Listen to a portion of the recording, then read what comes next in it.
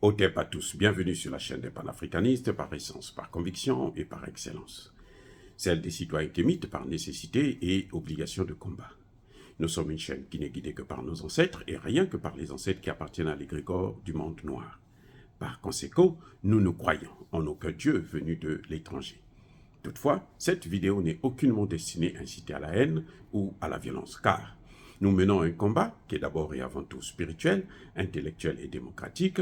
Ensuite, il est politique, géopolitique et géostratégique. Contre l'impérialisme, le colonialisme, le néocolonialisme et l'endocolona, qui sont tous qualifiés de crimes contre l'humanité.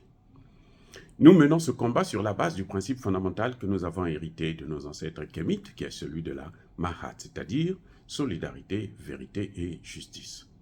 Vous êtes donc en droit de connaître la vérité et nous avons l'obligation de vous dire la vérité, rien que la vérité, afin que justice soit rendue au continent africain. Et ça, c'est notre modeste contribution dans cette noble lutte en faveur de la souveraineté, la dignité, la solidarité et l'unité africaine. C'est exactement ça que nous appelons le panafricanisme. Bien-aimés frères et sœurs, nous allons vers la libération du Tchad. La France, malgré ses 40 000 soldats qui occupent actuellement le territoire tchadien, va bientôt quitter le Tchad. Eh oui. Et ça, c'est Emmanuel Macron lui-même qui nous le dit, sans le savoir.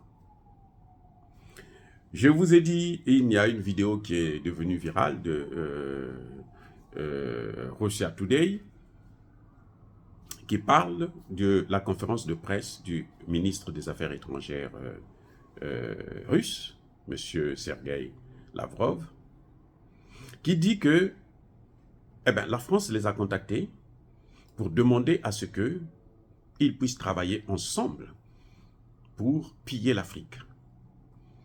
Elle a sollicité l'aide de la Russie pour son retour, ou plutôt son maintien en Afrique. Monsieur Lavrov cite quelques pays. Écoutez bien, les pays qui ont été cités. Il parle d'abord du Sahel surtout. Il y a donc le Mali, le Burkina Faso, le Niger, mais il y a aussi le Tchad.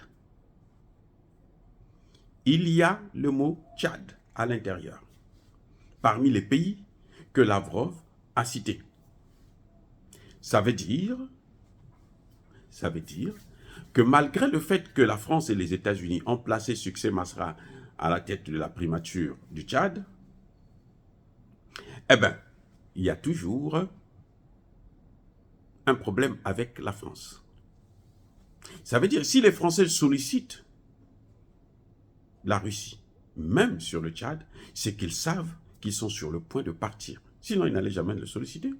Puisque ils ont 40 000 soldats. Les Américains aussi ont leur présence là-bas. C'est leur pays, c'est eux qui contrôlent le pays. Mais ils sollicitent quand même l'aide de la Russie.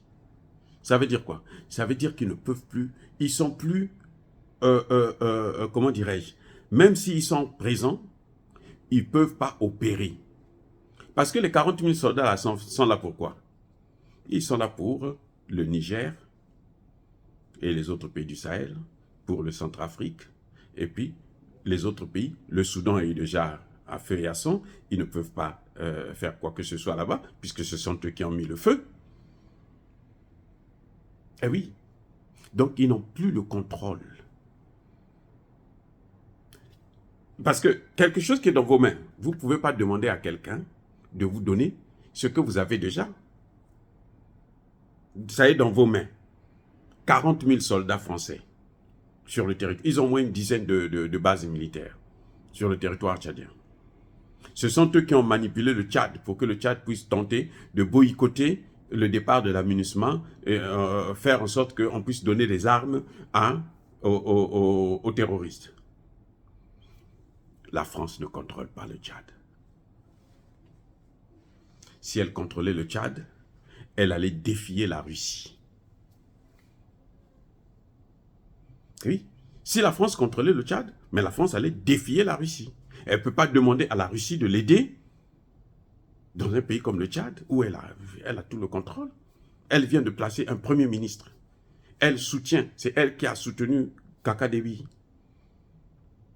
C'est Macron qui a adoubé Kaka Déby. C'est lui qui a tué le président, le père de Kaka Déby. Si Kaka Déby ne le sait pas, moi je l'informe. Il y a un problème. Il y a anguille sous roche.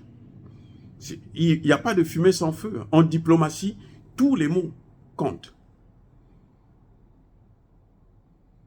Eh oui. Ça veut dire aussi que les Russes ont l'œil sur le Tchad. Même s'ils ne sont pas là, mais ils ont l'œil. Ils regardent quand même. Ils sont en train de calculer. C'est la prochaine cible. Comme on a vu avec... Qui s'attendait à ce que le Niger tombe? Parce que les Français étaient déjà tellement assis, tranquilles. Ils avaient tous les Italiens, les Allemands, les Américains. Donc ils étaient là, ils croisaient les pieds et puis bon, ils alimentaient le terrorisme dans la sous-région. Mais on a vu ce qui s'est passé. En juillet, le 26 juillet 2023. Voilà ce qui est en train de se passer. Donc, les Russes contrôlent la situation au Tchad. Aïe. Pardon, je n'ai rien dit. Je n'ai rien dit. Les Russes sont déjà au Tchad. Les Russes contrôlent le Tchad. La France, malgré tout son parterre de soldats, là, ils ne servent à rien.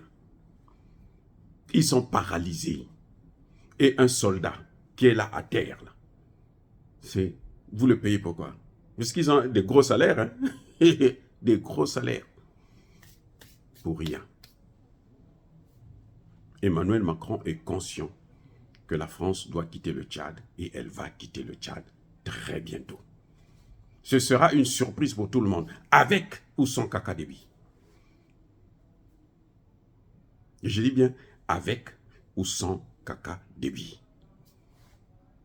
Le temps est terminé et le temps est arrivé pour que la France puisse quitter le continent africain. Et ça, c'est clair. Dire cela, c'est inciter à la haine ou à la violence. Non, il y a ma colère, il y a ma lèvre. Encore une fois de plus, bien aimés frères et sœurs, je persiste et je signe. Soyez bénis, abondamment bénis par le Dieu des Kémites et par nos ancêtres évangélisés. Mais que tous ceux qui persécutent le continent africain, le pillent et le déstabilisent, qu'ils soient noirs, blancs, chinois, arabes, juifs, indiens ou qui qu'ils soient punis, maudits, foudroyés, neutralisés, écrasés, effacés par le Dieu des Kémites et par nos ancêtres évangélisés. Vive l'Afrique éternelle. J'ai dit et j'assume.